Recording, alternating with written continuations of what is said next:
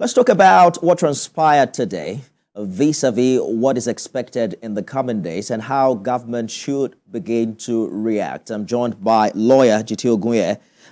Kolade Olutekunbi is expected to also join us in the course of this program. Mr. Ogunye, thank you so much for joining us on the program.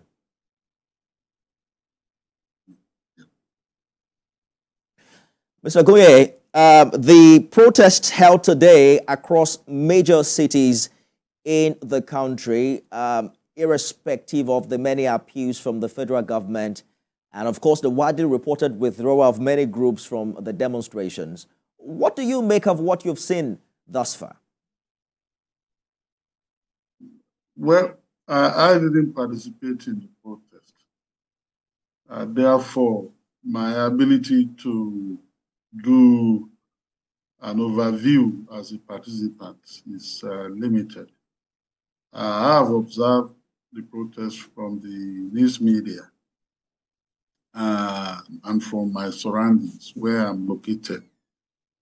And so what I can report first is that, yes, in spite of the appeals by government and some stakeholders, the protest took off across the length and breadth of Nigeria. Violence is recorded in a number of states, even on the one of the protest. And second, in some other parts of the country, the protests were very, very peaceful. Compared to Kano, Gombe, Nasarawa, Kaduna, and some areas that you've mentioned in your review this evening, it's obvious that the protests in Lagos largely has been very peaceful, which is very commendable. The second point is that in a number of states across the country, we had what Jokers are called an undeclared public holiday.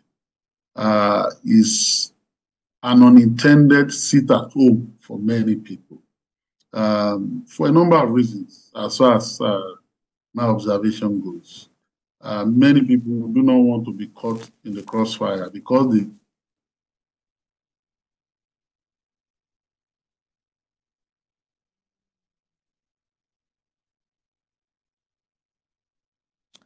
they might retaliate. And so a number of people choose to stay at home from what I've observed. Second, there is heavy security presence in virtually all the states. The police weren't left alone to face the brunt from what we could see. The entire security agencies, including customs in Lagos and elsewhere, were mobilized, even though the specific rules and duties didn't have to do with preservation of law and order, but the entire security agencies were mobilized, perhaps because from government perspective, that kind of large number is needed so that the police alone will not be overwhelmed. So we've talked about the right to protest, but in talking about the right to protest, there's been a lot of emphasis on peaceful protest. Because if protests weren't peaceful, it would be counterproductive. For example, when protests break out, whether they are premeditated or not, whether they were planned ahead or not, and very quickly, participants in the protest resort to massive looting, vandalization of property, and all that. A number of measures could be taken by the state. For example, in Kano, a 24-hour curfew had been imposed. So if a 24-hour curfew is imposed in a state like Kano, so what will happen tomorrow? That means the protester will not even be able to, continue with their protest, whereas they are expected to be marching from day to day. So is counterproductive. Mr. Ogunye, kind of thing. Hold that thought for a minute. It's an extended version of the show. We're here till 7 p.m. We'll be back with more after this break. Stay with us, everyone. The much talked about nationwide protests began across major cities in Nigeria today with the hashtag End Bad Governance. Fairly peaceful, but with pockets of violence in parts of Nigeria, in Abuja, in Borno, Kaduna, and we also talked about some experiences that we covered in some other parts of Nigeria. We're following the development closely, how government intends to react, particularly the operation of the Nigeria police that appear to have provided security in some areas we covered, especially in Lagos, which was a carnival of some sort where we covered in Ojota. Joining me with this conversation, I've been speaking with lawyer Jiti Ogunye. Also joining me is Kolade Olutekunbi, who's also a legal practitioner. Gentlemen, thank you for joining us on the program. Mr. Jiti, in Lagos, like we were saying earlier, it felt a lot like a public holiday. The roads were free, businesses shut down, but we also saw police personnel provide security to the protesters. How do you think the police fared today? I think that the police fared very well, if you ask me.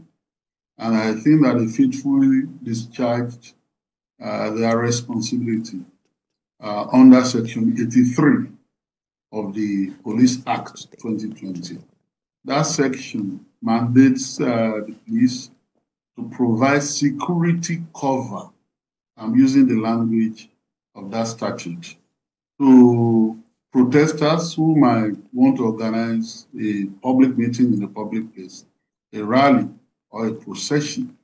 And today, we saw the police doing that, marching with the protesters and guiding them to the designated places where the protest should take place, as per the court order that have been obtained.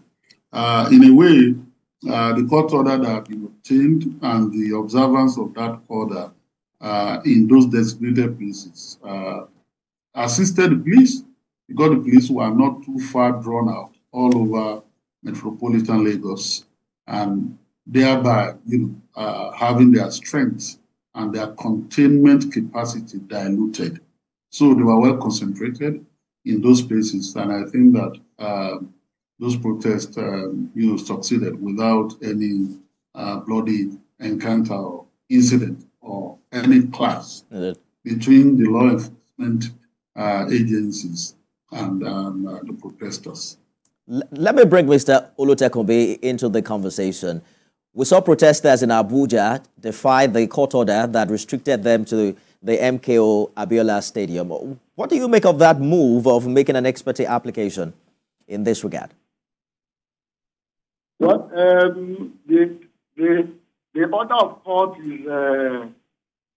was very explicit, and the order restricted them to a particular venue, where in the opinion of the court, and based on the circumstance of the fact that were presented to the court, that place was conducive enough for them to have their rally. And you will see from the pictorial evidence that was shown on your TV, they were all gathered at Moshood Abiola Stadium. Until some of them started moving inside the metropolis and tried to gain forceful entrance to the Eagle Square. And this is not good. It's not good enough. And you will see that a lot of activities were disrupted. People movement were disrupted. The right of protest, it ends where the right of movement of other people is affected, other people are affected. People should be civilized in the way they conduct themselves to ensure that they carry out whatever message they want to pass on to government in a very civilized way. There's no point, throwing the whole the city or the whole country into a pandemonium. Some people don't even know the extent of this protest. They just join them. And you could see that's what the government has been trying to emphasize, that the people who are organizing it, must show their face so that they will be able to control the crowd. You will see people are just running up and down. Some people don't even know what they are doing. They just join to start running up and down. It is not good for the country. I think going forward, they should try and put some check into this. Otherwise, it will polarize into riots, And you could see that in some states of the country, the protesters started looting. And this is what people look at. They take advantage of good intention of the protesters, and they infiltrate into them and start committing crimes. Mr. Olutekunbi, some would say, some have said that a more sustainable way to address this is to begin to pay attention to the demands that have been brought to the table. Is that an idea that you buy? For instance, when you hear people say the protesters actually waited for over a year before reacting to the removal of fuel subsidy. Well, as far as I'm concerned, the demands of the protesters, some of them are reasonable, some of them are quite reasonable anyway. Let's situate it in. There are certain demands that you make that you will know that this is not practicable. How, for instance, how do you say that we should go back to, they should remove the subsidy era should be back when there's no provisions for something that how would the government be able to fund the removal of, going back to subsidy era. So these are the issues that the protesters themselves, some of the demands are reasonable, some of the demands are very unreasonable. But it's by and large, if you ask people that are gathered there, what are even the demands of these protesters? 80% of them don't have a clue. They don't have a clue. But the government must be seen engaging on a daily basis. The government must be seen giving proper information to the citizens in the language that they understand. See, the aspect of just speaking English to our people when some of them are not literate enough to even understand what you are saying. Things should be disseminated in a language that they will hear, they will understand. I think government is not doing enough in trying to let the people know the policies that are affected by their decisions and things that can be done and things that cannot be achieved. They need to do more, disseminate this information to the people. I hear you. Let me get back to Mr. Ogunye. These protests have been largely organized via social media, with some saying it's inspired by the recent success by protesters in Kenya who were able to force government to scrap plans to increase taxes. There are others who believe it's mainly politically motivated. But do you agree with my other guest that these demonstrators don't really know why they are protesting? Do you think they don't know we don't know what is fueling these demonstrations? No, I think that I disagree with my learned friend on the other side. All those protesters today had an idea of why they are protesting. Generally, we can put it down to discontentment with the status quo. The economy is in dire straits. Nobody, even the government acknowledges that there is inflation, there is general state of insecurity in some parts of the country. We've had a situation in the Northeast that we thought that we're just going to get out of it now, but we've seen recent upsurges even in that area, and so on and so forth. And above all, there's a general feeling that there is profligacy in government at all levels. Talking about tightening of the belt when those who are governing are not tightening their belt.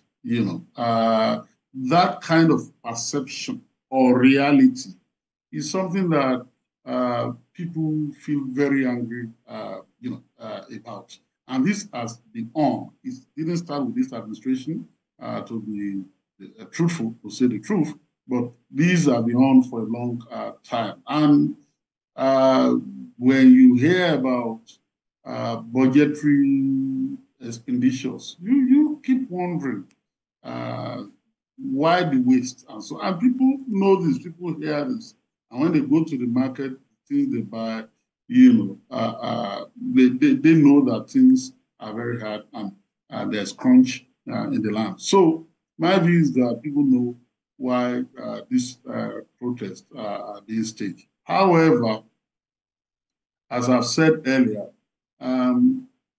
things can quickly spiral into violence and then the state will have to then come down heavily on protesters. We do not want that. We want people freely to be able to exercise their right to freedom of expression and peaceful assembly and association guaranteed by Section 39 and 40 of the Constitution. But in doing this, we hope that violence will be eschewed and that people will, conduct the protest in a very civilized manner. Once this is done, I think that the messages will be passed to government. Government can then take the appropriate steps. Finally, let me just quickly insert this. The problem we've had with fuel shortages and fuel prices, the crisis that I managed has been, we've had this over time. And the lasting solution to that, if you ask me, is that we must produce petroleum products in Nigeria and be self-sufficient in it because the crude is on the ground. So when you import this in the mix, you start talking about foreign exchange, you start talking about landing costs, you start talking about import duties, you start talking about profits being made by those who are importing it, and so on and so forth. We ought not to have subjected ourselves to this ordeal over time, and we are reaping bountifully now the consequences of this state-long neglect. Once we deal with that, we'll be able to deal with a lot of things that are ailing us, currently in the country. Mr. Olutekunbi, things got violent in Kano, where the governor had earlier openly backed the protesters, but he has now declared a 24-hour curfew. Do you think he misread the room by not appealing for dialogue like his other colleagues did? Well, that is the contradictions and the paradox that we are talking about.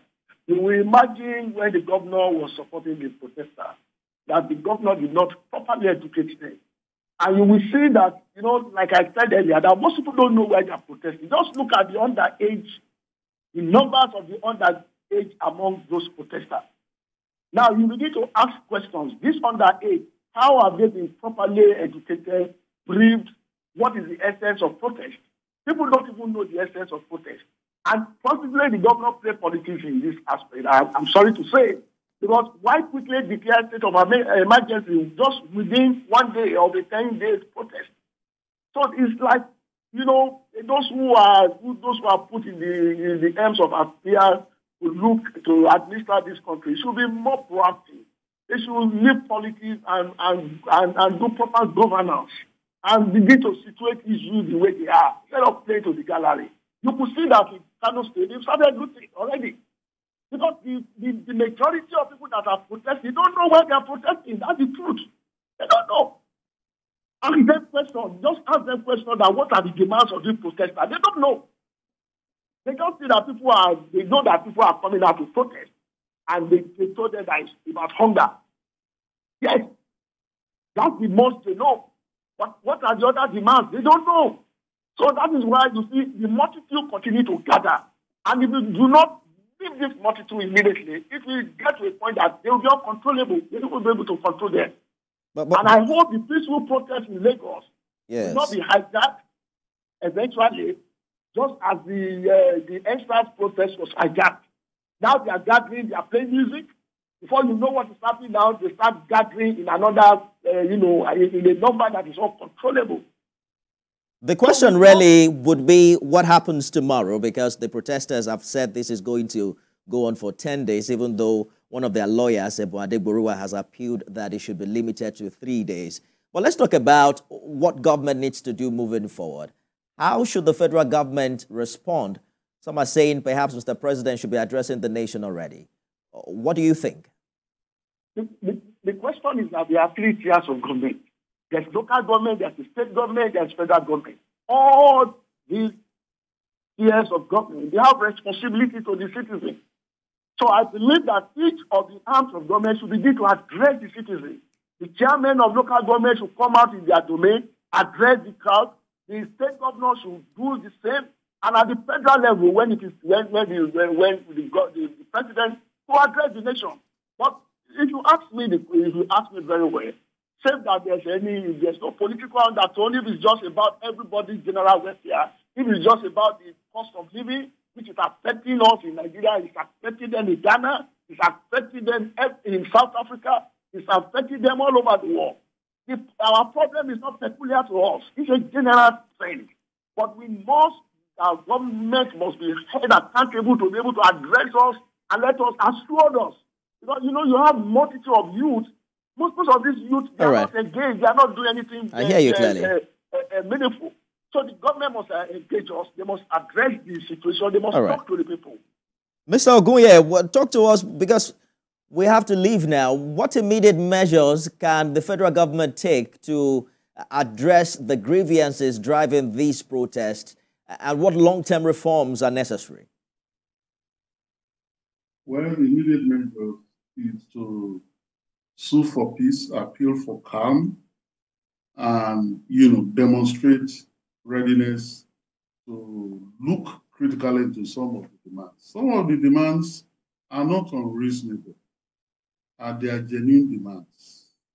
And so government must be able to look at that. On the long term, I think that we have fundamental socioeconomic crises and problems in the country. Many suggestions have been made, but for some years now, the Nigerian government has abandoned a mixed economy or welfarist ethos and some of the things that we had in the past. And over time, by and by, social provision have been abandoned. And so our lives, to that extent, have been complicated. You may be wondering, for example, what provision of potable water could do. Virtually everybody now drinks from sachet water or bottled water. There's no pipe-borne water anywhere, even in Lagos, So over time, social provisioning has been short-served. And so this is where we find ourselves. So in terms of the long term, those deformities will have to be addressed by government in a way that people can be rest assured that government thinks about them. Talked about the middle class that have been, almost wiped out. And finally, again, returning to the issue of whether those protesters, particularly in Kano, knew what they were doing, what they weren't doing. Look, if you had underage voters, you have children of school age who have been married off, the likelihood that you are going to have underage protesters. Who, although may not know what they are protesting about, as it seems, they certainly know that they are going out to loot and vandalize, and they've done actually. And it is government responsibility to think about all this moving forward. Good place to leave it, gentlemen. I've been speaking with lawyers, Jiti Ogunye and Kolade Olutekumi. Thank you so much for talking to us on the program this evening.